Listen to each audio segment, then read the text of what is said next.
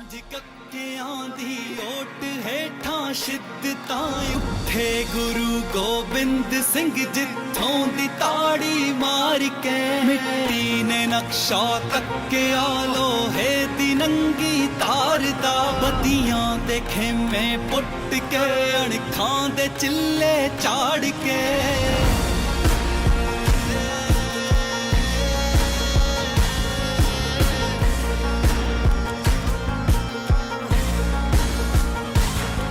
ਗੋਬਿੰਦ ਹੀ ਹੈ ਸਾਡੇ ਆਜ਼ਾਦ ਸਾਹਾਂ ਦੀ ਲੜੀ ਗੋਬਿੰਦ ਹੀ ਸਾਡੀ ਜ਼ੁਬਾਨ ਦਾ ਸਭ ਤੋਂ ਸੁੱਚਾ ਵਾਕ ਹੈ ਗੋਬਿੰਦ ਹੀ ਹੈ ਸਾਡੇ ਆਜ਼ਾਦ ਸਾਹਾਂ ਦੀ ਲੜੀ ਗੋਬਿੰਦ ਹੀ ਸਾਡੀ ਜ਼ੁਬਾਨ ਦਾ ਸਭ ਤੋਂ ਸੁੱਚਾ ਵਾਕ ਹੈ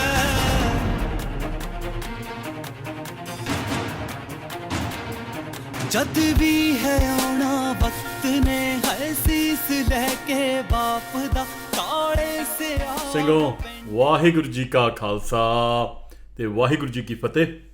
ਆਸ ਕਰਦਾ ਦੁਨੀਆ ਦੇ ਜਿਹੜੇ ਵੀ ਕੋਨੇ 'ਚ ਤੁਸੀਂ ਤੇ ਚੜ੍ਹਦੀ ਕਲਾ 'ਚੋਂ ਤੇ ਤੁਸੀਂ ਤੇ ਤੁਹਾਡਾ ਪਰਿਵਾਰ ਉਸ ਇੱਕ ਵਾਹਿਗੁਰੂ ਨਾਲ ਉਸ ਇੱਕ ਪ੍ਰਮਾਤਮਾ ਨਾਲ ਜੁੜਿਆ ਹੋਇਆ ਮੋਹ ਮਾਇਆ ਨੂੰ ਛੱਡ ਕੇ ਤੁਸੀਂ ਉਸ ਵਾਹਿਗੁਰੂ ਨਾਲ ਉਸ ਅੱਲਾ ਨਾਲ ਉਸ ਰਾਮ ਨਾਲ ਉਹਨੂੰ ਵੀ ਆਪਣੇ ਜੀਵਨ 'ਚ ਯਾਦ ਰੱਖਦੇ ਹੋ ਤੇ ਯਾਦ ਰੱਖਦੇ ਹੋ ਕਿ ਜੀਵਨ ਦਾ ਮੰਤਵ ਸਿਰਫ ਇਹ ਮਟੀਰੀਅਲਿਸਟਿਕ ਚੀਜ਼ਾਂ ਨਹੀਂ ਹੈਗੀਆਂ।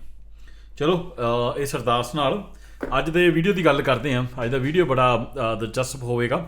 ਅੱਜ ਅਸੀਂ ਗੱਲ ਕਰਾਂਗੇ ਰਾਈਫਲ ਦੇ ਬੈਰਲ ਦੀ।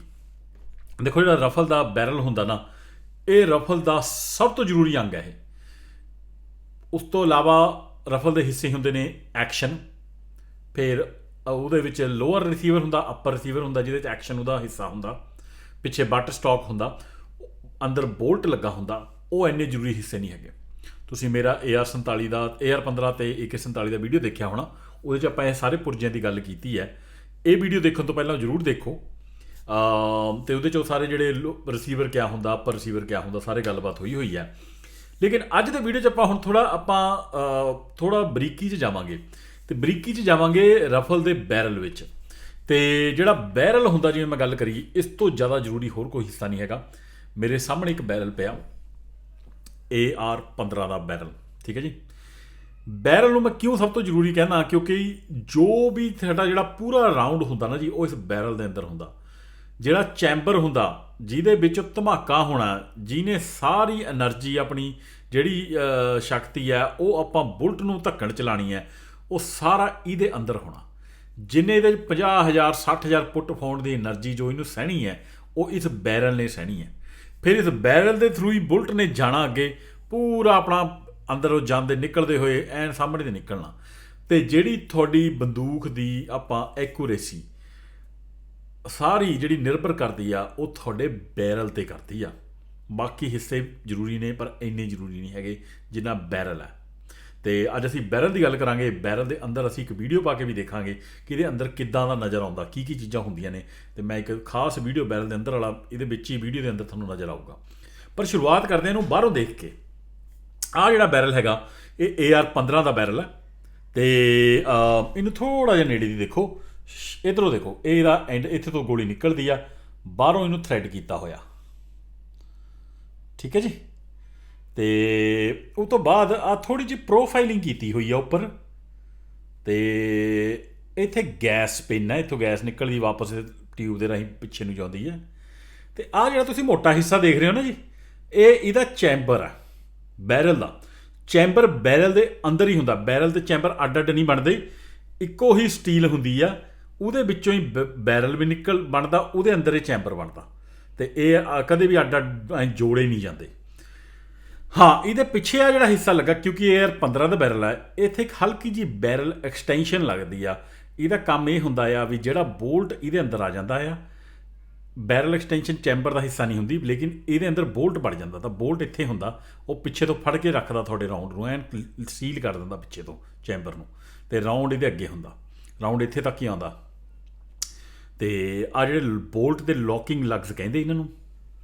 ਤੇ ਅੰਦਰੋਂ ਤੁਸੀਂ ਦੇਖ ਰਹੇ ਹੋ ਨਾ ਜਿਹੜਾ ਆਹ ਅੰਦਰ ਇੱਥੇ ਤੱਕ ਹੀ ਬੈਰਲ ਹੈਗਾ, ਚੈਂਬਰ ਉੱਥੇ ਤੋਂ ਸ਼ੁਰੂ ਹੋ ਜਾਂਦਾ।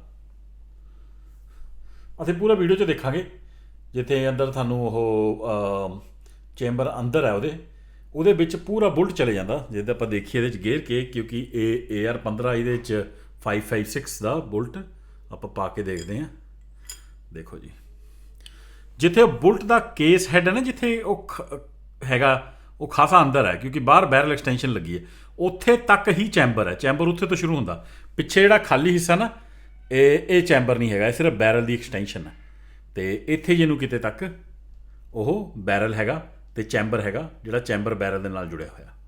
ਬੈਰਲ ਚੈਂਬਰ ਇੱਕੋ ਹੀ ਚੀਜ਼ ਹੁੰਦੀ ਹੈ। ਅਤੇ ਆਹ ਚੈਂਬਰ ਹੈ ਜੀ, ਇਹਦੇ ਵਿੱਚ ਸਾਰਾ ਧਮਾਕਾ, ਸਾਰਾ ਜਿਹੜੀ ਜਾਦੂ ਹੈ ਇਸ ਚੈਂਬਰ ਦੇ ਅੰਦਰ ਹੋਣਾ ਜੀ। ਤਾਂ ਹੀ ਇਹ ਮੋਟਾ ਹਿੱਸਾ, ਤਾਂ ਕਿ ਇਹ ਇੰਨੇ ਬੜੇ ਧਮਾਕੇ ਨੂੰ ਸਹਿ ਸਕੇ। ਠੀਕ ਹੈ, ਇਹਨੂੰ ਆਪਾਂ ਕੱਢ ਲੈਂਦੇ ਹਾਂ। ਹੁਣ ਇਹਨੂੰ ਥੋੜ੍ਹਾ ਜਿਹਾ ਆਪਾਂ ਤਸਵੀਰ ਰਾਹੀਂ ਦੇਖਦੇ ਹਾਂ, ਜੋ ਤੁਹਾਨੂੰ ਪਤਾ ਲੱਗੂਗਾ ਵੀ ਕੀ ਹੈ ਇਹ। ਹਾਂਜੀ, ਆਹ ਦੇਖੋ ਜੀ, ਜਿਹੜੀ ਤੁਸੀਂ ਹੁਣ ਆਪਣੇ ਦੇਖ ਰਹੇ ਹੋ ਸਕਰੀਨ ਉੱਤੇ, ਇਹ ਬੈਰਲ ਉੱਤੇ ਤੋਂ ਕੱਟ ਕੀਤਾ ਹੋਇਆ, ਅਤੇ ਤੁਹਾਨੂੰ ਬੈਰਲ ਦਾ ਅੰਦਰਲਾ ਹਿੱਸਾ ਨਜ਼ਰ ਆ ਰਿਹਾ ਪੂਰਾ।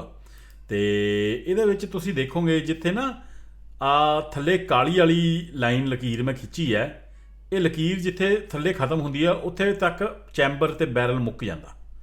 ਬੈਰਲ ਅਤੇ ਚੈਂਬਰ ਕਿਉਂਕਿ ਇੱਕੋ ਹੀ ਸਟੀਲ ਦਾ ਬਣਿਆ, ਉੱਥੇ ਖਤਮ ਹੋ ਜਾਂਦਾ। ਉਹਦੇ ਪਿੱਛੇ ਜੋ ਖਾਲੀ ਇੱਕ ਹੋਰ ਹਿੱਸਾ ਲੱਗਾ, ਜਿਹੜਾ ਦੰਦਿਆਂ ਨਾਲ ਫਸਾਇਆ ਗਿਆ ਹੈਗਾ ਉੱਪਰੋਂ, ਉਹ ਸਿਰਫ ਬੈਰਲ ਐਕਸਟੈਂਸ਼ਨ ਹੈ, ਬੈਰਲ ਦਾ ਹਿੱਸਾ ਨਹੀਂ ਹੈਗੀ ਉਹ।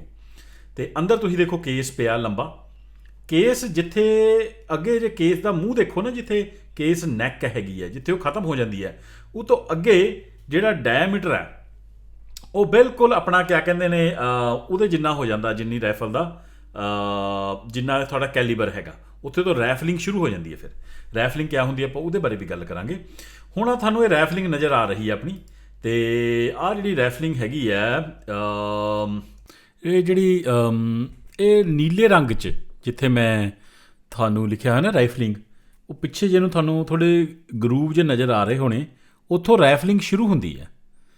ਲੇਕਿਨ ਜਿਹੜਾ ਬੈਰਲ ਹੈ, ਇਹ ਜਿਹੜੀ ਥੱਲੇ ਤੁਹਾਨੂੰ ਲਿਖਿਆ ਨਾ ਲਾਲ ਰੰਗ 'ਚ ਲਕੀਰ ਲੱਗੀ ਹੈ, ਅਤੇ ਵਿੱਚ ਨੂੰ ਮੈਂ ਇੱਕ ਬੈਰਲ ਉੱਥੇ ਤੱਕ ਹੈ। ਬੈਰਲ ਐਕਚੁਅਲੀ ਪੂਰਾ ਐਂਡ ਤੱਕ ਹੈ ਜਿੱਥੇ ਤੱਕ ਚੈਂਬਰ ਹੈ, ਕਿਉਂਕਿ ਚੈਂਬਰ ਅਤੇ ਬੈਰਲ ਦਾ ਹਿੱਸਾ ਹੁੰਦਾ। ਲੇਕਿਨ ਇੱਕ ਤਰੀਕੇ ਨਾਲ ਤੁਸੀਂ ਕਹਿ ਸਕਦੇ ਹੋ ਕਿ ਜਿਹੜਾ ਬੈਰਲ ਹੈ ਉਹ ਜਿੱਥੇ ਕੇਸ ਦੀ, ਜਿੱਥੇ ਨੈਕ ਹੈ ਨਾ ਬਰਾਸ ਕੇਸ ਦੀ, ਉੱਥੇ ਤੱਕ ਬੈਰਲ ਹੈ, ਕਿਉਂਕਿ ਉਹਦੀ ਜਿਹੜੀ ਚੜਾਈ ਹੈ ਗੋਲੀ ਜਿੰਨੀ ਚੜਾਈ ਹੈ ਉੱਥੇ ਤੱਕ। ਉਹ ਨੈਕ ਤੋਂ ਪਿੱਛੇ ਜੋ ਹਿੱਸਾ ਬੈਰਲ ਦਾ, ਉਹਨੂੰ ਅਸੀਂ ਚੈਂਬਰ ਕਹਿੰਦੇ ਹਾਂ, ਕਿਉਂਕਿ ਉਹਦੇ ਵਿੱਚ ਕੇਸ ਫਿੱਟ ਹੋਇਆ ਹੁੰਦਾ। ਤੁਹਾਨੂੰ ਇੱਥੇ ਨਜ਼ਰ ਆ ਰਿਹਾ ਜਿਹੜਾ ਬਰਾਸ ਕੇਸ ਜਿਸ ਏਰੀਏ ਵਿੱਚ ਹੈਗਾ, ਉਹ ਸਾਰਾ ਜਿਹੜਾ ਹਿੱਸਾ ਉਹਨੂੰ ਅਸੀਂ ਚੈਂਬਰ ਕਹਿੰਦੇ ਹਾਂ, ਕਿਉਂਕਿ ਉਹਦੀ ਜਿਹੜਾ ਮੋਟਾਈ ਹੈ ਉਹ ਗੋਲੀ ਨਾਲੋਂ ਜ਼ਿਆਦਾ ਹੁੰਦੀ ਹੈ, ਅਤੇ ਉਹ ਅਲੱਗ ਸ਼ੇਪ ਵਿੱਚ ਡਰਿਲ ਕੀਤਾ ਹੁੰਦਾ। ਇਹ ਚੈਂਬਰ ਹੁੰਦਾ ਵੈਸੇ ਬੈਰਲ ਦਾ ਬਿਲਕੁਲ ਹਿੱਸਾ ਹੀ ਹੈ। ਜਦ ਬੈਰਲ ਅਸੀਂ ਬਣਾਉਣਾ ਸ਼ੁਰੂ ਕਰਦੇ ਹਾਂ, ਇੱਕ ਮੋਟੀ ਜਿਹੀ ਰੋਡ ਹੁੰਦੀ ਹੈ, ਉਹਦੇ ਵਿੱਚ ਇੱਕ ਡਰਿਲ ਨਾਲ ਪਹਿਲਾਂ ਹੀ ਚੈਂਬਰ ਬਣਾਇਆ ਜਾਂਦਾ, ਫਿਰ ਐਨ ਆਰ ਪਾਰ ਉਹ ਰਾਈਫਲਿੰਗ ਕੱਢੀ ਜਾਂਦੀ ਹੈ, ਜਿਹੜੀ ਕਿ ਗੋਲੀ ਦੇ ਨਾਪ ਦੀ ਹੁੰਦੀ ਹੈ। ਇਹਨੂੰ ਅਸੀਂ ਹੋਰ ਵੀ ਐਂਗਲਾਂ ਤੋਂ ਦੇਖਾਂਗੇ ਅਤੇ ਤੁਹਾਨੂੰ ਫਿਰ ਹੋਰ ਜ਼ਿਆਦਾ ਸਮਝ ਆਵੇਗਾ ਕਿ ਵੀ ਇਹ ਚੈਂਬਰ ਕੀ ਹੁੰਦਾ। ਆਹ ਇੱਕ ਦੂਜਾ ਵਿਊ ਹੈ, ਇਹ ਉੱਤੋਂ ਲਿੱਤਾ ਗਿਆ, ਚੈਂਬਰ ਨੂੰ ਕੱਟ ਕੀਤਾ, ਬੈਰਲ ਨੂੰ ਕੱਟ ਕੀਤਾ ਗਿਆ, ਅੱਧਾ ਤੁਹਾਨੂੰ ਚੈਂਬਰ ਨਜ਼ਰ ਆ ਰਿਹਾ, ਅਤੇ ਫਿਰ ਤੁਹਾਨੂੰ ਬੈਰਲ ਦੇਖੋ ਅੱਗੇ ਜਾਂਦਾ ਨਜ਼ਰ ਆ ਰਿਹਾ। ਇਹ ਜਿਹੜਾ ਬੈਰਲ ਤੁਸੀਂ ਦੇਖ ਰਹੇ ਹੋ, ਇਹ ਬੋਲਟ ਐਕਸ਼ਨ ਕਿਸੇ ਰਾਈਫਲ ਦਾ ਬੈਰਲ ਹੈ। ਇਹਦੇ ਵਿੱਚ ਤੇ AR-15 ਦੇ ਬੈਰਲ 'ਚ ਹਲਕਾ ਜਿਹਾ ਫਰਕ ਹੁੰਦਾ, ਕਿਉਂਕਿ ਬੋਲਟ ਐਕਸ਼ਨ ਦੇ ਬੈਰਲ 'ਚ ਨਾ ਪਿੱਛੇ ਬੈਰਲ ਐਕਸਟੈਂਸ਼ਨ ਨਹੀਂ ਲੱਗੀ ਹੁੰਦੀ, ਲੇਕਿਨ AR-15 ਦੇ ਬੈਰਲ 'ਚ ਪਿੱਛੇ ਬੈਰਲ ਐਕਸਟੈਂਸ਼ਨ ਲੱਗੀ ਹੁੰਦੀ ਹੈ। ਅਤੇ ਪਰ ਜ਼ਿਆਦਾ ਚੈਂਬਰ 'ਚ ਕੋਈ ਫਰਕ ਨਹੀਂ ਹੁੰਦਾ। ਆਹ ਜਿੱਥੇ ਤੱਕ ਤੁਸੀਂ ਆਹ ਹਿੱਸਾ ਦੇਖ ਰਹੇ ਹੋ ਪਿੱਤਲ ਦਾ, ਜਿਹਨੂੰ ਕੇਸ ਕਿਹਾ ਜਾਂਦਾ, ਜਿੱਥੇ ਤੱਕ ਉਹਦੀ ਨੈਕ ਆ ਰਹੀ ਗਰਦਨ, ਉੱਥੇ ਤੱਕ ਚੈਂਬਰ ਹੈ। ਪਿੱਛੇ ਤੋਂ ਲੈ ਕੇ ਉਸ ਹਿੱਸੇ ਤੱਕ ਉਹਨੂੰ ਆਪਾਂ ਚੈਂਬਰ ਕਹਾਂਗੇ। ਅਤੇ ਜਿੱਥੇ ਤੋਂ ਬੁਲਟ ਸਟਾਰਟ ਹੋ ਜਾਂਦਾ, ਉਹਨੂੰ ਆਪਾਂ ਕਹਿ ਸਕਦੇ ਹਾਂ ਕਿ ਉੱਥੇ ਤੋਂ ਮੋਟਾਈ ਜਿਹੜੀ ਬੈਰਲ ਦੀ ਹੁੰਦੀ ਹੈ, ਬਿਲਕੁਲ ਗੋਲੀ ਜਿੰਨੀ ਮੋਟਾਈ ਹੋ ਜਾਂਦੀ ਹੈ, ਅਤੇ ਉਹਦੇ 'ਚ ਸਿਰਫ ਗੋਲੀ ਓ ਲੰਘ ਸਕਦੀ ਹੈ। ਅਤੇ ਜਿੱਥੇ ਉਹ ਨੈਕ ਖਤਮ ਹੁੰਦੀ ਬਰਾਸ ਦੀ, ਉਸ ਤੋਂ ਹਲਕਾ ਜਿਹਾ ਅੱਗੇ ਜਾ ਕੇ ਰਾਈਫਲਿੰਗ ਸ਼ੁਰੂ ਹੁੰਦੀ ਹੈ, ਥੋੜ੍ਹਾ ਜਿਹਾ ਉਹਦੇ ਵਿੱਚ ਗੈਪ ਹੁੰਦਾ। ਤੁਸੀਂ ਧਿਆਨ ਨਾਲ ਜੇ ਫੋਟੋ 'ਚ ਦੇਖੋ, ਤੁਹਾਨੂੰ ਨਜ਼ਰ ਵੀ ਆ ਰਿਹਾ ਹੋਵੇਗਾ। ਹੁਣ ਆ ਇੱਕ ਵਿਊ ਤੁਸੀਂ ਉੱਪਰੋਂ ਵੀ ਦੇਖੋ, ਇਹ ਪਿੱਛੇ ਇਹਦੇ 'ਚ ਬੋਲਟ ਬੰਦ ਕੀਤਾ ਹੋਇਆ, ਬੋਲਟ ਹੈਗਾ ਕੇਸ ਦੇ ਪਿੱਛੇ, ਅਤੇ ਜਿਹੜਾ ਰਾਊਂਡ ਆ ਪੂਰਾ ਚੈਂਬਰ ਦੇ ਅੰਦਰ ਹੈ। ਅਤੇ ਜਿੱਥੇ ਕੇਸ ਦੀ ਨੈਕ ਮੁੱਕਦੀ ਹੈ ਉੱਥੇ ਤੋਂ ਬੈਰਲ ਦੀ ਮੋਟਾਈ ਗੋਲੀ ਜਿੰਨੀ ਮੋਟਾਈ ਹੋ ਜਾਂਦੀ ਹੈ, ਉੱਥੇ ਹੀ ਚੈਂਬਰ ਮੁੱਕਦਾ ਅਤੇ ਰਾਈਫਲਿੰਗ ਸ਼ੁਰੂ ਹੋ ਜਾਂਦੀ ਹੈ। ਰਾਈਫਲਿੰਗ ਕਿਆ ਹੁੰਦੀ ਹੈ, ਇਹ ਅਸੀਂ ਜਦ ਅੰਦਰ ਬੈਰਲ ਦੇ ਅੰਦਰੋਂ ਅਸੀਂ ਦੇਖਾਂਗੇ ਵੀਡੀਓ ਵਿੱਚ, ਅਤੇ ਤੁਹਾਨੂੰ ਹੋਰ ਵਧੀਆ ਸਮਝ ਆਵੇਗਾ। ਹਾਂਜੀ, ਵਾਹਿਗੁਰੂ ਜੀ। ਅਤੇ ਆਹ ਜੋ ਹੁਣ ਤੁਸੀਂ ਦੇਖ ਰਹੇ ਹੋ, ਇਹ ਆਪਣਾ ਬੈਰਲ ਹੈ। ਬੈਰਲ ਦੇ ਆਪਾਂ ਸਾਹਮਣੇ ਦੀ ਵੜਨ ਵਾਲੇ ਹਾਂ ਬੈਰਲ ਦੇ ਅੰਦਰ। ਆ ਬੈਰਲ ਦੇ ਅੱਗੇ ਜਿਹੜੇ ਤੁਹਾਨੂੰ ਨਜ਼ਰ ਆ ਰਹੇ ਨੇ, ਬੈਰਲ ਦੇ ਲੌਕਿੰਗ ਲਗਸ ਨੇ, ਜਿਹਦੀ ਆਪਾਂ ਗੱਲ ਕੀਤੀ ਸੀ। ਇਹਦੇ ਅੰਦਰ ਆ ਕੇ ਬੋਲਟ ਅੰਦਰ ਚਲੇ ਜਾਂਦਾ ਅਤੇ ਅੰਦਰ ਫਿੱਟ ਹੋ ਜਾਂਦਾ ਬੋਲਟ। ਅਤੇ ਆਹ ਜਿਹੜਾ ਅੱਗੇ ਗੋਲਾ ਜਿੱਥੇ ਸ਼ੁਰੂ ਹੋ ਰਿਹਾ ਨਾ, ਇੱਥੇ ਹੀ ਤੁਹਾਡਾ ਚੈਂਬਰ ਸ਼ੁਰੂ ਹੋ ਰਿਹਾ, ਇੱਥੇ ਤੋਂ ਤੁਹਾਡਾ ਬੈਰਲ ਸ਼ੁਰੂ ਹੋ ਰਿਹਾ। ਬੈਰਲ ਪਲੱਸ ਚੈਂਬਰ, ਬੈਰਲ ਅਤੇ ਚੈਂਬਰ ਇੱਕੋ ਹੀ ਚੀਜ਼ ਹੈ। ਜਿਹੜਾ ਚੈਂਬਰ ਹੁੰਦਾ ਬੈਰਲ ਵਿੱਚ ਹੀ ਘੜਿਆ ਹੋਇਆ ਹੁੰਦਾ। ਅਤੇ ਹੁਣ ਅਸੀਂ ਚੈਂਬਰ ਦੇ ਅੰਦਰ ਜਾਂਦੇ ਹਾਂ ਅਤੇ ਦੇਖਦੇ ਹਾਂ। ਦੇਖੋ ਚੈਂਬਰ ਦੇ ਅਸੀਂ ਅੰਦਰ ਵੜ ਰਹੇ ਹਾਂ। ਇੱਕ ਖਾਸ ਗੱਲ ਤੁਸੀਂ ਨੋਟਿਸ ਕਰੋ, ਚੈਂਬਰ ਸਮੂਥ ਹੈ, ਇਹਦੇ ਵਿੱਚ ਕੋਈ ਰਾਈਫਲਿੰਗ ਨਹੀਂ ਹੋਈ ਹੁੰਦੀ, ਬਿਲਕੁਲ ਸਮੂਥ ਹੁੰਦਾ ਚੈਂਬਰ ਅੰਦਰੋਂ, ਪਰ ਇਹਦੇ ਵਿੱਚ ਕੇਸ ਪੂਰਾ ਫਸ ਜਾਂਦਾ। ਅਤੇ ਇਹ ਫਰੰਟ 'ਚ ਕੈਮਰਾ ਲੱਗਾ। ਆ ਤੁਸੀਂ ਚੈਂਬਰ ਅੱਗੇ ਜਾਂਦੇ ਹੋਏ ਭੀੜਾ ਹੁੰਦਾ ਜਾ ਰਿਹਾ, ਇੱਥੇ ਕੇਸ ਦੀ ਨੈਕ ਆ ਜਾਂਦੀ ਹੈਗੀ ਹੈ। ਅਤੇ ਆਹ ਦੇਖੋ ਹੈ ਨਾ ਜੀ, ਹੁਣ ਕੇਸ ਦੀ ਨੈਕ ਇੱਥੇ ਵੜ ਜਾਂਦੀ ਹੈ, ਜਿਹੜਾ ਬਰਾਸ ਕੇਸ। ਇੱਥੇ ਜਿੱਥੇ ਨੈਕ ਮੁੱਕਦੀ ਹੈ ਉੱਥੇ ਬੁਲਟ ਅੰਦਰ ਚਲੇ ਜਾਂਦਾ। ਅਤੇ ਧਿਆਨ ਨਾਲ ਤੁਸੀਂ ਦੇਖੋ, ਜਿੱਥੇ ਬੁਲਟ ਅੰਦਰ ਚਲੇ ਜਾਂਦਾ, ਰਾਈਫਲਿੰਗ ਬਿਲਕੁਲ ਉਹ ਐਜ ਤੋਂ ਸ਼ੁਰੂ ਨਹੀਂ ਹੁੰਦੀ, ਥੋੜ੍ਹੀ ਜਿਹੀ ਦੂਰ ਤੋਂ ਰਾਈਫਲਿੰਗ ਸ਼ੁਰੂ ਹੋ ਜਾਂਦੀ ਹੈ। ਅਤੇ ਜਿੱਥੇ ਉਹ ਰਾਈਫਲਿੰਗ ਸ਼ੁਰੂ ਹੋ ਜਾਂਦੀ ਹੈ, ਉੱਥੇ ਜਿਹੜਾ ਡਾਇਆਮੀਟਰ ਹੈਗਾ ਬੈਰਲ ਦਾ, ਉਹ ਪੂਰੇ ਦਾ ਪੂਰਾ ਬੁਲਟ ਦੇ ਬਰਾਬਰ ਹੋ ਜਾਂਦਾ। ਅਤੇ ਜਿੱਥੇ ਤੁਸੀਂ ਰਾਈਫਲਿੰਗ ਸ਼ੁਰੂ ਹੋਈ ਵੀ ਹੈ, ਜਿੱਥੇ ਹੁਣ ਬੈਰਲ ਸ਼ੁਰੂ ਹੋ ਗਿਆ ਬਿਲਕੁਲ, ਉਹ ਤੁਸੀਂ ਦੇਖੋ ਉਹਦੇ 'ਚ ਨਾ ਇੱਕ ਰਾਈਫਲਿੰਗ ਕੀਤੀ ਹੋਈ ਹੈ, ਇੱਕ ਖਾਸ ਤਰੀਕੇ ਨਾਲ ਪੱਟੀਆਂ ਜਿਹੀਆਂ ਨਜ਼ਰ ਆ ਰਹੀਆਂ ਤੁਹਾਨੂੰ। ਅਤੇ ਤੁਸੀਂ ਦੇਖੋਗੇ ਜਦ ਮੈਂ ਸਿੱਧਾ ਜਾ ਰਿਹਾ, ਮੈਂ ਕੈਮਰਾ ਨਹੀਂ ਘੁਮਾ ਰਿਹਾ, ਉਹ ਤੁਹਾਨੂੰ ਪੱਟੀਆਂ ਘੁੰਮਦੀਆਂ ਨਜ਼ਰ ਆਉਣਗੀਆਂ। ਉਹ ਪੱਟੀਆਂ ਇਸ ਲਈ ਘੁੰਮਦੀਆਂ ਨਜ਼ਰ ਆਉਣਗੀਆਂ ਕਿ ਉਹਨਾਂ ਨੂੰ ਟਵਿਸਟ ਦਿੱਤਾ ਹੋਇਆ, ਉਹ ਸਿੱਧੀਆਂ ਨਹੀਂ ਹੈਗੀਆਂ ਲਕੀਰਾਂ ਜਿਹੀਆਂ ਜਿਹੜੀ ਕੱਢੀਆਂ। ਇਹ ਜਿਹੜਾ ਟਵਿਸਟ ਦਿੱਤਾ ਹੁੰਦਾ ਜਦ ਗੋਲੀ ਇਹਦੇ 'ਚੋਂ ਲੰਘਦੀ ਹੈ, ਇਹ ਜਿਹੜਾ ਟਵਿਸਟ ਹੈ ਇਹ ਗੋਲੀ ਨੂੰ ਘੁਮਾਉਂਦਾ, ਤਾਂ ਗੋਲੀ ਦੇ 'ਚ ਵੜਨ ਦੇ ਸਾਰ ਹੀ ਘੁੰਮਣ ਲੱਗ ਜਾਂਦੀ ਹੈ, ਇੰਨੀ ਸਪੀਡ ਨਾਲ ਨਿਕਲਦੀ ਹੈ। ਅਤੇ ਅੰਦਰ ਘੁੰਮਦੀ ਹੋਈ ਇਹਨਾਂ ਦੀ ਰਾਈਫਲਿੰਗ ਕਰਕੇ, ਰਾਈਫਲਿੰਗ ਦਾ ਕੰਮ ਹੀ ਇਹੀ ਹੈ ਕਿ ਗੋਲੀ ਨੂੰ ਟਵਿਸਟ ਕਰਨਾ, ਉਹਨੇ ਗੋਲੀ ਨੂੰ ਘੁਮਾਉਣਾ। ਗੋਲੀ ਨੇ ਰਾਈਫਲਿੰਗ 'ਚੋਂ ਨਿਕਲਦੇ ਹੋਏ ਘੁੰਮਣਾ ਸ਼ੁਰੂ ਕਰ ਦੇਣਾ। ਇੱਥੇ ਤੁਹਾਨੂੰ ਗੈਸ ਪਿਨ ਨਜ਼ਰ ਆਊਗਾ ਉੱਤੇ, ਆ ਜਿਹੜੀ ਮੋਰੀ ਜੀ ਹੋਈ ਵੀ ਉੱਤੇ, ਧਿਆਨ ਨਾਲ ਤੁਸੀਂ ਦੇਖੋ, ਇੱਕ ਮੋਰੀ ਹੋਈ ਵੀ ਹੈ, ਉਹ ਗੈਸ ਪਿਨ ਲਈ ਹੈਗੀ ਹੈ। ਇੱਥੋਂ ਗੈਸ ਵਾਪਸ ਜਾਂਦੀ ਹੈ ਅਤੇ ਨਿਕਲ ਕੇ ਪਾਈਪ ਰਾਹੀਂ। ਅਤੇ ਇਹ ਦੇਖੋ ਤੁਸੀਂ ਰਾਈਫਲਿੰਗ ਦੇਖੋ, ਇਹ ਨਵਾਂ ਬੈਰਲ ਹੈ ਅਤੇ ਅੰਦਰੋਂ ਸਾਫ਼ ਹੈ, ਪਰ ਥੋੜ੍ਹੇ ਜਦ ਰਾਈਫਲਿੰਗ ਹੋਈ ਸੀ ਉਹਦੇ ਥੋੜ੍ਹੇ ਜਿਹੜੇ ਸਟੀਲ ਦੇ ਪੁਰਜੇ ਤੁਹਾਨੂੰ ਨਿਕਲੇ ਹੋਏ ਕਣ ਨਜ਼ਰ ਆਉਂਦੇ ਨੇ। ਅਤੇ ਅਸੀਂ ਜਾਈ ਜਾਂਦੇ ਇਹਦੇ 'ਚ, ਅਖੀਰ ਤੱਕ ਜਾਵਾਂਗੇ।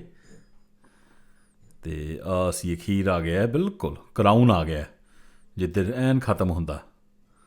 ਅਤੇ ਬਾਹਰ ਆ ਗਏ ਅਸੀਂ ਹੁਣ ਬੈਰਲ ਤੋਂ, ਵਾਪਸ ਵੀ ਨਿਕਲਦੇ ਹਾਂ ਇਸੀ ਰਾਹੀਂ। ਧਿਆਨ ਨਾਲ ਦੇਖੋ, ਉਹ ਜਿਹੜੀ ਰਾਈਫਲਿੰਗ ਹੋਈ ਵੀ ਉਹਦੇ ਅੰਦਰ, ਇਹ ਰਾਈਫਲਿੰਗ ਦਾ ਕੀ ਕੰਮ ਹੈ, ਟਵਿਸਟ ਕਿਉਂ ਕਰਦੀ ਹੈ, ਇਹ ਵੀ ਆਪਾਂ ਗੱਲ ਕਰਾਂਗੇ। ਅਤੇ ਇਹ ਦੇਖੋ ਜਿਹੜੀ ਰਾਈਫਲਿੰਗ ਹੈ ਨਾ, ਇਹ ਦੋ ਤਰੀਕੇ ਇਹ ਕਰਨੀ ਜ਼ਰੂਰੀ ਹੈਗੀ ਹੈ।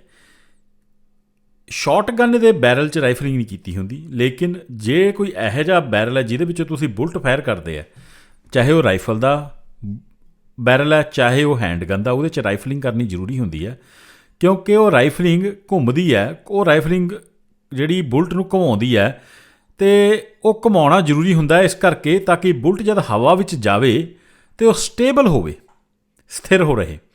ਜੇ ਆਪਾਂ ਉਹਨੂੰ ਨਹੀਂ ਘੁਮਾਵਾਂਗੇ, ਘੁੰਮਦੇ ਹੋਏ ਨੂੰ ਨਹੀਂ ਖਿੱਟਾਂਗੇ, ਤਾਂ ਉਹ ਸਟੇਬਲ ਨਹੀਂ ਹੋਊਗਾ। ਤੁਸੀਂ ਜੇ ਦੇਖੋਗੇ ਨਾ, ਅਮਰੀਕਨ ਫੁੱਟਬਾਲ ਦੇਖੋਗੇ ਕਈ ਵਾਰ, ਅਮਰੀਕਨ ਫੁੱਟਬਾਲ 'ਚ ਉਹ ਜਿਹੜੀ ਫੁੱਟਬਾਲ ਹੁੰਦੀ ਆ, ਥੋੜ੍ਹੀ ਜਿਹੀ ਨਾ ਕੋਣੇ ਜਿਹੇ ਬਣੇ ਹੁੰਦੇ ਐਡ 'ਚ, ਉਹਨੂੰ ਜਦ ਸਿੱਟਦੇ ਉਹਦਾ ਪਲੇਅਰ ਉਹਨੂੰ ਘੁੰਮਦੀ ਹੋਈ ਨੂੰ ਸਿੱਟਦਾ। ਜੇ ਉਹਨੂੰ ਮੋੜ ਨਾ ਦੇਵੇ, ਨਾ ਘੁੰਮੇ ਹਵਾ 'ਚ, ਤਾਂ ਉਹ ਸਟੇਬਲ ਨਹੀਂ ਹੋਊਗੀ। ਉਹ ਸਟੇਬਲ ਨਾ ਹੋਣ ਕਰਕੇ ਹੋ ਸਕਦਾ ਉਹ ਮੁੜ ਜਾਵੇ, ਅਤੇ ਹੋ ਸਕਦਾ ਸਿੱਧੀ ਨਾ ਜਾਵੇ, ਉਹਦੀ ਜਿਹੜਾ ਤਿੱਖਾ ਪੋਰਸ਼ਨ ਆ ਬੁਲਟ ਦਾ ਸਾਹਮਣੇ ਨਾ ਹੋਵੇ, ਉਹ ਜ਼ਮੀਨ ਵੱਲ ਨੂੰ ਉਹਦਾ ਮੂੰਹ ਹੋ ਜਾਵੇ ਅਤੇ ਅਨਸਟੇਬਲ ਹੋ ਜਾਵੇ ਬੁਲਟ। ਅਤੇ ਇਸ ਕਰਕੇ ਰਾਈਫਲਿੰਗ ਦਾ ਕੰਮ ਹੁੰਦਾ ਬੁਲਟ ਨੂੰ ਨਿਕਲਦੇ ਹੋਏ ਇੱਕ ਘੁਮਾਉਣਾ, ਤਾਂ ਕਿ ਜਦ ਬੁਲਟ ਨਿਕਲੇ ਤਾਂ ਬਹੁਤ ਜ਼ਿਆਦਾ ਸਪੀਡ 'ਤੇ ਘੁੰਮਦਾ ਬੁਲਟ।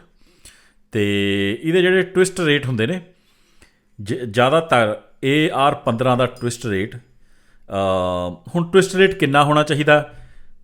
ਟਵਿਸਟ ਰੇਟ ਰਾਈਫਲ ਦਾ ਜੇ ਤੁਸੀਂ ਬੈਰਲ ਲਓਗੇ ਨਾ ਉਹਦੇ ਲਿਖਿਆ ਹੋਊਗਾ 1 in 7 twist, 1 in 8 twist, 1 in 9 twist, 1 in 10 twist, ਅਲੱਗ-ਅਲੱਗ ਰੇਟ ਆਉਂਦੇ ਨੇ। 1 in 7, 1 in 7.5, ਉਹਦਾ ਜੇ 1 in 7 ਟਵਿਸਟ ਲਿਖਿਆ ਇਹਦਾ ਮਤਲਬ ਇਹ ਹੈ ਕਿ ਹਰ 7 ਇੰਚ ਦੇ ਅੰਦਰ ਬੈਰਲ ਨੂੰ ਇੱਕ ਟਵਿਸਟ ਗੋਲੀ ਇੱਕ ਪੂਰਾ ਚੱਕਰ ਕੱਟ ਜਾਂਦੀ ਹੈ।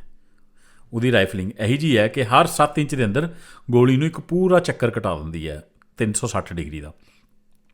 ਅਤੇ ਜੇ 1 in 10 ਇੰਚ ਹੈ ਇਹਦਾ ਮਤਲਬ ਹਰ 10 ਇੰਚ ਦੇ ਅੰਦਰ ਉਹ ਗੋਲੀ ਨੂੰ ਇੱਕ ਪੂਰਾ ਚੱਕਰ ਕਟਾ ਦਿੰਦੀ ਹੈ। ਅਤੇ ਇਹਦਾ ਭਾਅ ਇਹ ਹੈ ਕਿ ਜਿੰਨਾ ਛੋਟਾ ਨੰਬਰ ਹੋਏਗਾ ਉਨੀ ਤੇਜ਼ ਗੋਲੀ ਨੂੰ ਘੁਮਾਇਆ ਜਾਏਗਾ।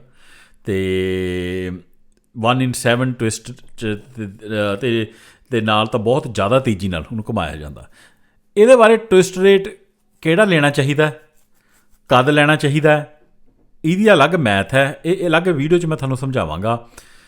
ਪਰ ਇੱਕ AR-15 ਰਾਈਫਲ ਜੋ ਨੋਰਮਲ 55 ਗ੍ਰੇਨ ਦਾ ਬੁਲਟ ਸਿੱਟਦੀ ਹੈ ਉਹਦੇ ਲਈ 1 in 12 ਤੋਂ ਲੈ ਕੇ 1 in 8 ਤੱਕ ਦਾ ਜਿਹੜਾ ਟਵਿਸਟ ਰੇਟ ਹੈ ਵਧੀਆ ਰਹਿੰਦਾ। 1 in 7 ਵੀ ਕਰ ਸਕਦੇ ਹੋ, ਪਰ 1 in 7 'ਚ ਥੋੜ੍ਹਾ ਜ਼ਿਆਦਾ ਭਾਰੀ ਬੁਲਟ ਸਿੱਟਿਆ ਫਾਇਰ ਕਰਿਆ ਜਾਵੇ ਤਾਂ ਜ਼ਿਆਦਾ ਵਧੀਆ ਹੈ। ਪਰ 1 in 12 ਤੋਂ ਲੈ ਕੇ 1 in 7 ਇੰਚ ਤੱਕ ਦਾ ਟਵਿਸਟ ਰੇਟ AR-15 ਬੁਲਟ ਲਈ ਚੱਲ ਜਾਂਦਾ, 55 ਗ੍ਰੇਨ ਦੇ ਬੁਲਟ ਲਈ। ਜੇ ਤੁਸੀਂ 77 ਗ੍ਰੇਨ ਦਾ ਭਾਰਾ ਬੁਲਟ ਫਾਇਰ ਕਰਨਾ ਤਾਂ 1 in 12 ਨਹੀਂ ਚੱਲਣਾ, ਤੁਹਾਨੂੰ ਉਹ ਸਟੇਬਲ ਨਹੀਂ ਰਹਿਣਾ ਬੁਲਟ ਨੇ, ਉਹਨੇ ਪਹਿਲਾਂ ਹੀ ਡਿੱਗ ਜਾਣਾ। 1 in 7 ਟਵਿਸਟ ਲੈਣਾ ਪੈਣਾ ਘੱਟ ਤੋਂ ਘੱਟ। ਅਤੇ ਉਹਦੇ ਹੁਣ ਟਵਿਸਟ ਰੇਟ ਬਾਰੇ ਜਿਵੇਂ ਮੈਂ ਗੱਲ ਕੀਤੀ ਕਿ ਬਹੁਤ ਇਹ ਵੱਡੀ ਇਹ ਵੀ ਇਹਦੇ 'ਚ ਮੈਥ ਹੈ ਕਿੰਨਾ ਟਵਿਸਟ ਰੇਟ ਲੈਣਾ, ਅਤੇ ਇਹਦੇ 'ਚ ਬਹੁਤ ਬਹਿਸ ਵੀ ਹੋ ਜਾਂਦੀ ਲੋਕਾਂ 'ਚ। ਅਤੇ ਉਹਦੇ ਬਾਰੇ ਜ਼ਰੂਰ ਗੱਲ ਕਰਾਂਗੇ, ਅੱਡ ਇੱਕ ਪੂਰਾ ਵੀਡੀਓ ਬਣਾਵਾਂਗੇ ਕਿਉਂ ਟਵਿਸਟ ਰੇਟ ਦਾ ਕੀ ਮਹੱਤਵਤਾ ਆ। ਪਰ ਅੱਜ ਤੁਸੀਂ ਆ ਬੈਰਲ ਨੂੰ ਦੇਖੋ ਸਿਰਫ ਅੰਦਰੋਂ ਕਿਆ ਹੁੰਦਾ ਤਾਂ ਤੁਹਾਨੂੰ ਪਤਾ ਲੱਗ ਗਿਆ ਵੀ ਜੇ ਦੇਖੋ ਜੀ ਰਾਈਫਲ ਦੇ ਬੈਰਲ 'ਚ ਕੀ ਹੈ ਨਾ। ਆਹ ਜਿਹੜੇ ਅੰਦਰ ਗਰੂਵ ਜੇ ਬਣੇ ਨੇ ਇਹ ਮੈਂ ਤੁਹਾਨੂੰ ਦੱਸਿਆ ਇਹ ਇੱਕ ਡਰਿੱਲ ਨਾਲ ਬਣਦੇ ਨੇ। ਇਹ ਤਿੰਨ ਤਰੀਕੇ ਹੁੰਦੇ ਇਹਦੇ ਬਣਾਉਣ ਦੇ। ਇੱਕ ਨੂੰ ਕਿਹਾ ਜਾਂਦਾ ਕੱਟ ਰਾਈਫਲਿੰਗ, ਇੱਕ ਨੂੰ ਕਿਹਾ ਜਾਂਦਾ ਬਟਨ ਰਾਈਫਲਿੰਗ, ਅਤੇ ਇੱਕ ਨੂੰ ਕਿਹਾ ਜਾਂਦਾ ਕੋਲਡ ਹੈਮਰ ਫੋਰਜ। ਉਹਨਾਂ 'ਚ ਫਰਕ ਕੋਈ ਨਹੀਂ ਹੁੰਦਾ। ਜਿਹੜਾ ਬਟਨ ਰਾਈਫਲਿੰਗ ਹੈ ਨਾ ਉਹਦੇ 'ਚ ਇੱਕ ਬਟਨ ਜਿਹਾ ਹੁੰਦਾ, ਉਹਦੇ 'ਚ ਗਰੂਵ ਪਹਿਲਾਂ ਹੀ ਬਣੇ ਹੋਏ ਹੁੰਦੇ ਆ। ਆਪਾਂ ਬਟਨ ਨੂੰ ਸਟੀਲ ਦੇ ਅੰਦਰੋਂ ਧੱਕਦੇ ਹਾਂ, ਜਦੋਂ ਬਟਨ ਨੂੰ ਆਪਾਂ ਧੱਕਾਂਗੇ ਨਾ ਤਾਂ ਉਹ ਆਪਣੇ ਆਪ ਗਰੂਵ ਜੇ ਨਿਸ਼ਾਨ 'ਚ ਛੱਡ ਜਾਂਦਾ ਅਤੇ ਉਹਨੂੰ ਘੁਮਾਉਂਦੇ ਵੀ ਆ ਧੱਕਦੇ ਹੋਏ। ਕੱਟ ਰਾਈਫਲਿੰਗ 'ਚ ਇੱਕ ਬਲੇਡ ਹੁੰਦਾ ਜੋ ਕੱਟ ਕਰਦਾ ਅੰਦਰੋਂ। ਅਤੇ ਜਿਹੜਾ ਕੋਲਡ ਹੈਮਰ ਫੋਰਜ 'ਚ ਕੀ ਹੁੰਦਾ, ਪਹਿਲਾਂ ਆਪਾਂ ਇੱਕ ਸਮੂਥ ਮੋਰੀ ਕਰਦੇ ਹਾਂ, ਫਿਰ ਆਪਾਂ ਇੱਕ ਉਹਦੇ 'ਚ ਮੈਂਡਰਲ ਪਾ ਦਿੰਦੇ ਹਾਂ। ਉਹ ਮੈਂਡਰਲ ਦੇ ਉੱਤੇ ਪਹਿਲਾਂ ਹੀ ਗਰੂਵ ਬਣੇ ਹੁੰਦੇ ਨੇ, ਅਤੇ ਫਿਰ ਆਪਾਂ ਬਾਹਰੋਂ ਹਥੌੜੇ ਮਾਰਦੇ ਹਾਂ ਬੈਰਲ ਦੇ ਉੱਪਰ, ਤਾਂ ਉਹ ਬੈਰਲ ਫਿਰ ਸਿੰਗੜਦਾ ਜਾਂਦਾ ਅੰਦਰ ਨੂੰ। ਜਦੋਂ ਸਿੰਗੜਦਾ ਉਹ ਅੰਦਰ ਵਾਲੀ ਜਿਹੜੀ ਮੈਂਡਰਲ ਤੋਂ ਰਾਈਫਲਿੰਗ ਇਹਦੇ ਅੰਦਰ ਛਪ ਜਾਂਦੀ ਹੈ। ਅਤੇ ਇਹ 3 ਤਰੀਕੇ ਨੇ ਹੁੰਦੇ ਨੇ ਮੇਨ, ਕੱਟ ਰਾਈਫਲਿੰਗ, ਬਟਨ ਰਾਈਫਲਿੰਗ ਅਤੇ ਕੋਲਡ ਹੈਮਰ ਫੋਰਜਡ। ਪਰ ਤਿੰਨਾਂ ਦਾ ਕੰਮ ਇਹੀ ਹੁੰਦਾ ਕਿ ਵੀ ਕਿਸੇ ਤਰੀਕੇ ਨਾਲ ਅੰਦਰ ਬੈਰਲ 'ਚ ਰਾਈਫਲਿੰਗ ਪਾਈ ਜਾਵੇ ਜੋ ਕਿ ਬੁਲਟ ਨੂੰ ਘੁਮਾਵੇ। ਅਤੇ ਤੁਸੀਂ ਕੋਈ ਵੀ ਰਾਈਫਲ ਲੈ ਸਕਦੇ ਹੋ, ਕੋਈ ਜ਼ਿਆਦਾ ਬਹੁਤ 19-21 ਦਾ ਹੀ ਫਰਕ ਹੁੰਦਾ ਇਹਨਾਂ ਦੀ। ਕੋਈ ਕਹਿੰਦਾ ਜੀ ਕੋਲਡ ਹੈਮਰ ਫੋਰਜ ਜ਼ਿਆਦਾ ਵਧੀਆ, ਕੋਈ ਕਹੂਗਾ ਤੁਹਾਨੂੰ ਕੱਟ ਵਧੀਆ, ਕੋਈ ਕਹੂਗਾ ਜੀ ਬਟਨ ਵਧੀਆ। ਵਧੀਆ ਉਹੀ ਹੈ ਜੋ ਸਹੀ ਤਰੀਕੇ ਨਾਲ ਕੀਤੀ ਹੋਵੇ, ਅਤੇ ਤੁਸੀਂ ਕਿਸੇ ਵੀ ਤਰੀਕੇ ਨਾਲ ਕੀਤੀ ਹੋਈ ਰਾਈਫਲਿੰਗ ਦਾ ਬੈਰਲ ਲੈ ਸਕਦੇ ਹੋ। ਪਰ ਟਵਿਸਟ ਰੇਟ ਤੁਸੀਂ ਕਿਹੜਾ ਲੈਣਾ ਹੈ ਉਹ ਤੁਸੀਂ ਹਮੇਸ਼ਾ ਦੇਖਣਾ ਬੰਦੂਕ ਲੈਂਦੇ ਹੋਏ, ਕਿਉਂਕਿ ਤੁਹਾਡੀ ਰਾਈਫਲ ਦਾ ਟਵਿਸਟ ਰੇਟ ਕਿਆ ਹੈਗਾ ਉਹ ਡਿਟਰਮਿਨ ਕਰਦਾ ਵੀ ਤੁਸੀਂ ਕਿੱਡਾ ਭਾਰਾ ਬੁਲਟ ਉਹਦੇ ਵਿੱਚ ਫਾਇਰ ਕਰ ਸਕਦੇ ਆ। ਅਤੇ ਜਿਹੜਾ ਚੈਂਬਰਿੰਗ ਹੈ, ਅਤੇ ਫਿਰ ਜਦ ਬੈਰਲ ਬਣਦਾ ਇੱਕ ਤਾਂ ਫਿਰ ਉਹਦੀ ਚੈਂਬਰਿੰਗ ਹੁੰਦੀ ਹੈ। ਚੈਂਬਰਿੰਗ ਬੇਸਿਕਲੀ ਕੇਸ ਨੂੰ ਫੜਨ ਲਈ ਹੁੰਦੀ ਹੈ ਨਾ। ਅਤੇ ਕੈਲੀਬਰ ਦੱਸਦਾ ਵੀ ਬੁਲਟ ਕਿੰਨਾ, ਬੁਲਟ ਦਾ ਡਾਇਮੀਟਰ ਕਿਆ। ਚੈਂਬਰਿੰਗ ਦੱਸਦੀ ਹੈ ਕੇਸ ਕਿੱਡਾ ਵੱਡਾ ਉਹਦੇ 'ਚ ਪੈ ਸਕਦਾ। ਠੀਕ ਹੈ ਜੀ। ਤਾਂ ਤੁਹਾਨੂੰ ਜਦ ਤੁਸੀਂ ਲਓਗੇ ਕੋਈ ਬੈਰਲ, ਤਾਂ ਕਈ ਵਾਰ ਲੋਕ ਕਹਿਣਗੇ ਬਈ ਬੈਰਲ ਦੀ ਚੈਂਬਰਿੰਗ ਕਿਆ, ਤਾਂ ਉਹ ਚੈਂਬਰਿੰਗ ਦੱਸੂਗਾ ਕੇਸ ਦੀ ਕਿਆ ਡਾਇਮੈਂਸ਼ਨ ਹੈ, ਕਿਉਂਕਿ ਇਹ ਚੈਂਬਰ ਪਿੱਛੇ ਕੇਸ ਨੂੰ ਫੜਦਾ। ਚਲੋ ਜੀ ਇੱਕ ਵਾਰ ਬਾਹਰੋਂ ਫਿਰ ਦਿਖਾ ਦਈਏ ਤੁਹਾਨੂੰ। ਅਤੇ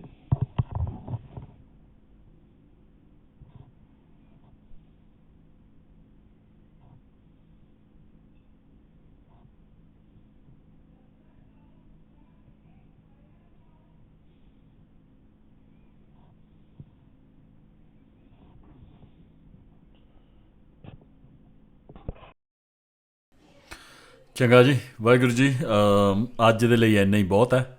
ਤੇ ਮੈਂ ਆਸ ਕਰਦਾ ਤੁਹਾਨੂੰ ਰਾਈਫਲ ਦੇ ਬੈਰਲ ਦੇ ਬਾਰੇ ਥੋੜ੍ਹੀ ਹੋਰ ਜਾਣਕਾਰੀ ਮਿਲੀ ਹੋਏਗੀ, ਪਤਾ ਲੱਗਿਆ ਹੋਏਗਾ ਕਿ ਚੈਂਬਰ ਕੀ ਹੁੰਦਾ, ਬੈਰਲ 'ਚ ਚੈਂਬਰ ਕਿੱਦਾਂ ਉਹਦੇ ਨਾਲ ਜੁੜਿਆ ਹੁੰਦਾ ਆ, ਅਤੇ ਰਾਈਫਲਿੰਗ ਅੰਦਰ ਕਿੱਦਾਂ ਦੀ ਹੁੰਦੀ ਹੈ। ਅਤੇ ਆਸ ਕਰਦਾ ਤੁਹਾਡੇ ਕੰਮ ਆਵੇਗੀ ਇਹ ਜਾਣਕਾਰੀ। ਚਲੋ ਜੀ, ਦਾਸ ਨੂੰ ਆਗਿਆ ਦਿਓ। ਵਾਹਿਗੁਰੂ ਜੀ ਕਾ ਖਾਲਸਾ ਤੇ ਵਾਹਿਗੁਰੂ ਜੀ ਕੀ ਫਤਿਹ। ਪੰਜ ਕੱਕਿਆਂ ਦੀ ਓਟ ਹੇਠਾਂ ਸ਼ਿੱਦਤਾਂ ਉੱਠੇ ਗੁਰੂ ਗੋਬਿੰਦ ਸਿੰਘ, ਜਿੱਥੋਂ ਦੀ ਤਾੜੀ ਮਾਰ ਕੇ ਮਿੱਟੀ ਨੇ ਨਕਸ਼ਾ ਤੱਕਿਆ ਲੋਹੇ ਦੀ ਨੰਗੀ ਤਾਰ ਦਾ, ਬੱਤੀਆਂ ਦੇ ਖੇਮੇ ਪੁੱਟ ਕੇ ਅਣਖਾਂ ਦੇ ਚਿੱਲੇ ਚਾੜ ਕੇ।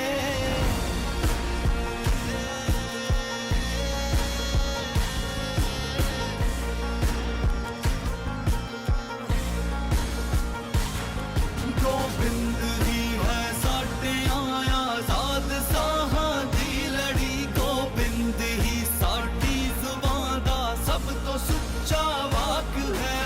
ਗੋਬਿੰਦ ਹੀ ਹੈ ਸਾਡਿਆਂ ਆਜ਼ਾਦ ਸਾਹਾਂ ਦੀ ਲੜੀ, ਗੋਬਿੰਦ ਹੀ ਸਾਡੀ ਜ਼ੁਬਾਨ ਦਾ ਸਭ ਤੋਂ ਸੁੱਚਾ ਵਾਕ ਹੈ।